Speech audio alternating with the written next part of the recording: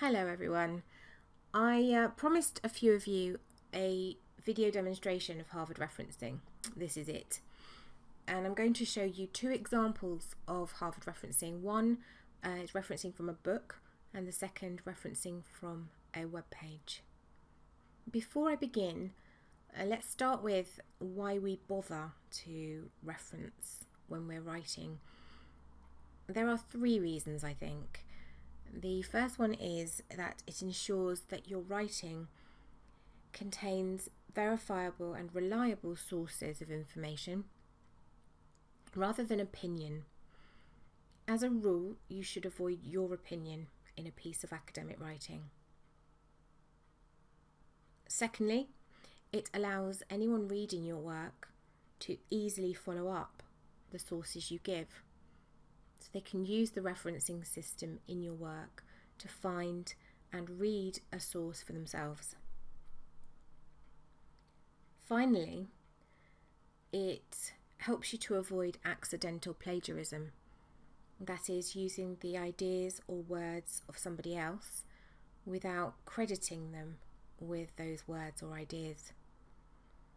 And that in turn ensures that you are strengthening your writing.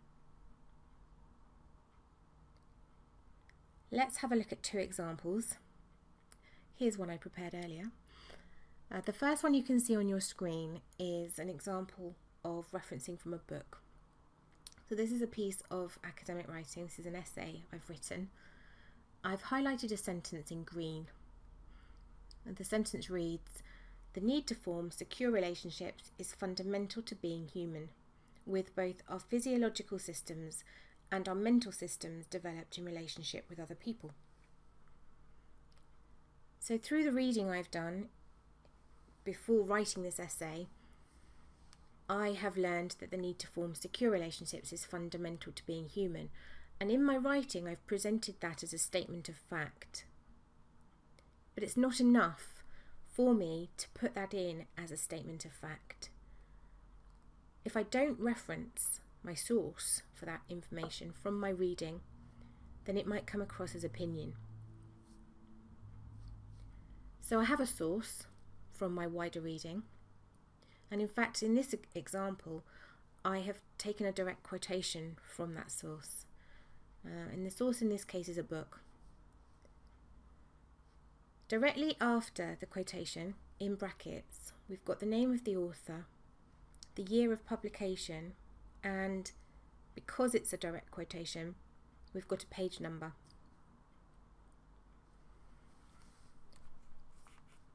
That is my in-text citation.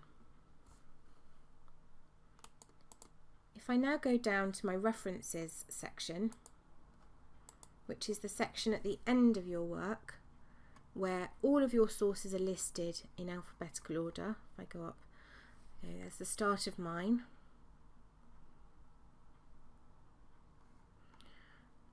They're all in alphabetical order. There we go. This is the one we're after. So this is the full end of text citation. This gives the reader more detailed information about the source. It gives them the surname of the author, their initial or initials, the year of publication. We then have the full title of the book in italics. Then we've got the place of publication, which is London for this book, and then the name of the publisher to complete the reference. My reader can now go and find that book if they want to. So that's example number one. That's referencing from a book. If we go back up, let's have a look at reference number two, which is from a website. So in this example, my sentence ends with the following words. So persistent disruptive behaviour was the most common reason for exclusion, accounting for 2,755, and in brackets 35.7%. So in that example, I have made another statement of fact that persistent disruptive behaviour was the most common reason for exclusion. And I've also given a very specific figure that of the exclusions in that period, 2,755 were for persistent disruptive behaviour. It's really important that I back that up with a source, otherwise I could just be making it up as I go along. So in brackets, I've got the name of the source, that's the Department for Education, and then the year. You'll see there's a small lowercase letter a directly after the year. That's not a mistake. I will show you why that's there in a moment. Let's go down to the references section and have a look at the full reference for that source. So there we have the Department for Education, that's the author,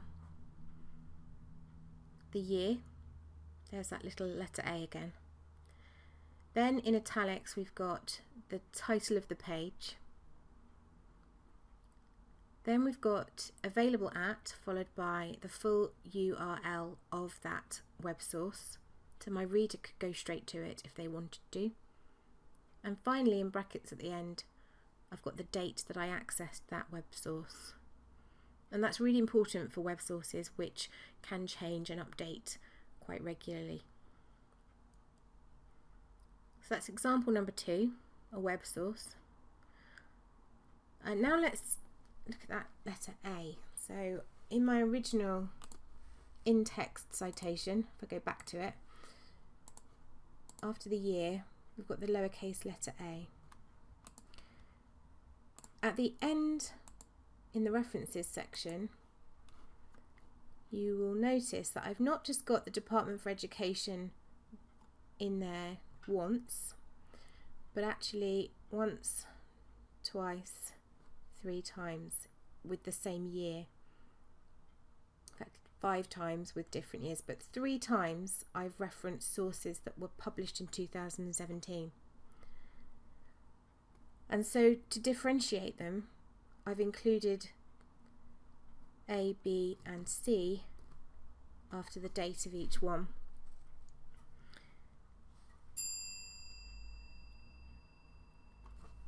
So that is Harvard referencing, a whistle-stop tour. It is not possible. I could sit here for the rest of today and talk to you about different ways of referencing different sources, but I'm not going to do that. What I would say is that a copy of the Palgrave Study Guide series book called Cite Them Right, the blue book that you've all seen, is absolutely invaluable. It's not a book you read cover to cover, but it is a book that you dip into. So when you're referencing, particularly at first, looking up how to accurately reference different types of source is really handy. So I do recommend you get and use a copy of that. That's it. Happy Harvard referencing.